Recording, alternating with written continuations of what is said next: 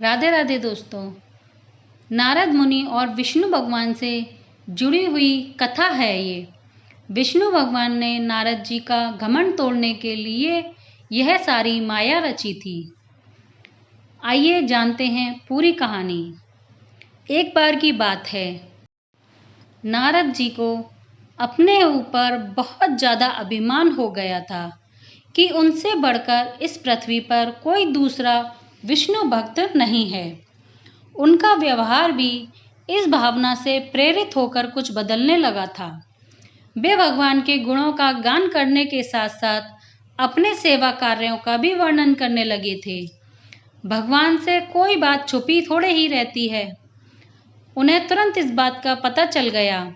वे अपने भक्त का पतन भला कैसे देख सकते थे। इसीलिए उन्होंने नारद को इस दुष्प्रवृत्ति से बचने के लिए यह निर्णय किया। एक दिन नारद जी और भगवान विष्णु साथ साथ वन में जा रहे थे। अचानक विष्णु जी एक वृक्ष के नीचे थक कर बैठ गए और बोले, भाई नारद जी, हम तो थक गए हैं, प्यास भी बहुत लगी है, कहीं से पानी मिल जाए तो ले आओ। हमें तो प्यास के मारे चला ही नहीं जा रहा, हमारा तो गला सूख रहा है। यह सुनकर नारद जी तुरंत सावधान हो गए।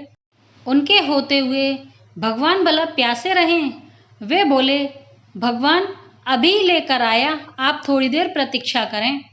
नारद जी एक ओर दौड़ लिए। उनके जाते ही भगवान मुस्कुराए और अपनी माया को नारद जी को सत्य मार्ग पर लाने का आदेश दिया। माया शुरू हो गई। नारद जी थोड़ी ही दूर गए होंगे कि उन्हें एक गांव दिखाई दिया, जिसके बाहर कुएं पर कुछ औरतें पानी भर रही थीं। कुएं के पास जब वे पहुंचे तो एक कन्या को देखकर अपनी सुध-बुध खो बैठे, बस उसे ही निहारने लगे।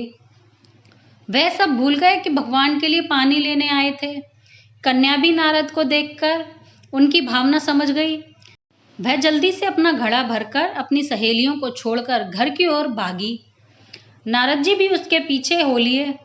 कन्या तो घर के अंदर चली गई, लेकिन नारद जी द्वार पर ही खड़े होकर नारायण नारायण का अलग जगाने लगे।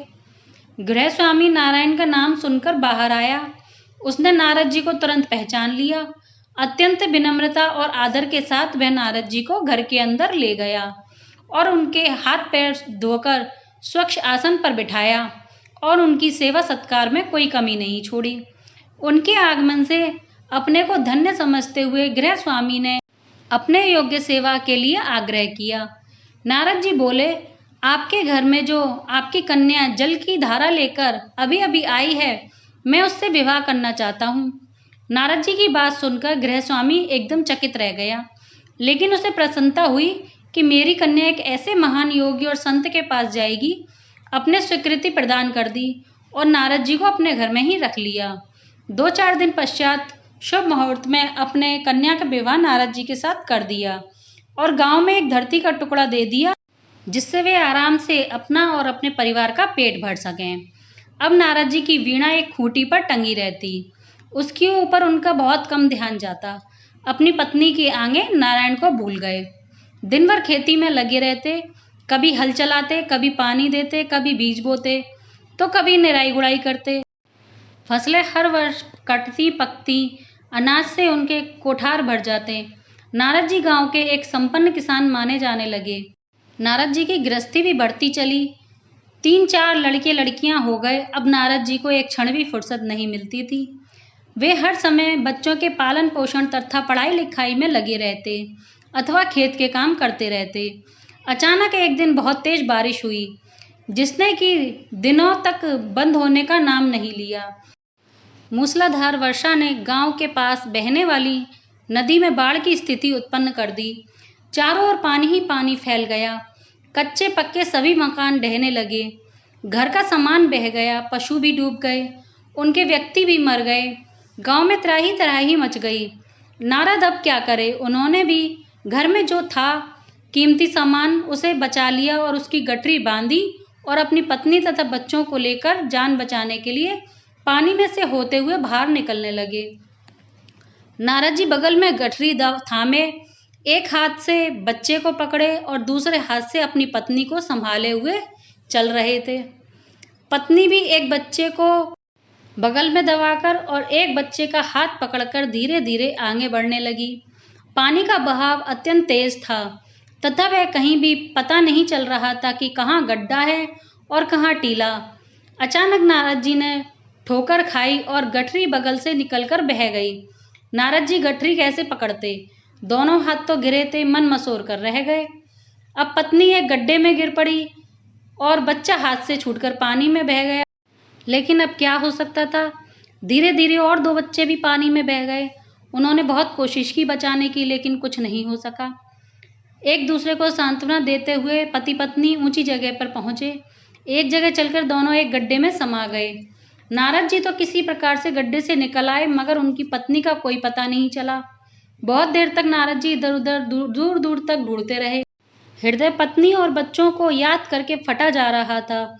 उनकी तो सारी गृहस्थी उजड़ गई। बेचारे अब क्या करें? भगवान को कोसें या अपने भाग्य को? भगवान का ध्यान आते ही नारद जी के मस्तिष्क में प्रकाश फैल गया और पुरानी सारी बातें याद आ गईं कि वे किस लिए आए थे और कहाँ आए थे। ओहो, भगवान विष्णु तो उनकी प्रतीक्षा कर रहे होंगे। वे तो उनके लिए जल लेने आए थे और यहाँ गृहस्थी बसा बैठे। बरसों बीत गए गृहस्थी को बसाने में और फिर सब कुछ नष्ट हो गया। क्या भगवान अब भी मेरी प्रतीक्षा उसी वृक्ष के नीचे कर रहे होंगे? यह सोचते ही बाढ़ नरादत हो गई और गांव अंतर्ध्यान हो गया। वो तो वन में खड़े हुए थे। नारद जी पछतावे और शर्म से दौड़ते हुए कुछ दूर पर वृक्ष के नीचे पहुंचे। वहां भगवान बैठे हुए थे। नारद जी को देखते ही उठ बैठे हुए और बोले, भाई नारद, कहाँ चले गए थे? बड़ी देर कर दी, पानी लाए या नहीं? नारद जी भगवान के चरण पकड़कर बैठ गए और अश्रु बहाने लगे। उनके मुंह से एक भी बोल नहीं फूटा। भगवान जी मुस्कुराए और बोले, तुम अभी तो गए थे, कुछ अधिक देर थोड़ी ही हुई है। नारद जी को लगा कि वर्षों बीत गए। अब उनकी समझ में नहीं आया कि वह भगवान की माया थी जो उनके अभिमान को चूर चूर करने के लिए पैदा हुई थी। वे सोचने लगे, उन्हें बड़ा घमंड था कि उनसे बढ़कर त्रिलोक में दूसरा कोई भक्त नहीं है। लेकिन एक स्त्री को देखकर वे भगवान को भूल गए। उनको पछतावा होने लगा और उनका घमंड जरा सी देर में ही ढह गया। वे पुनः सरलता और विनय के साथ भगवान का गुणगान करने लगे। नारायण नारायण।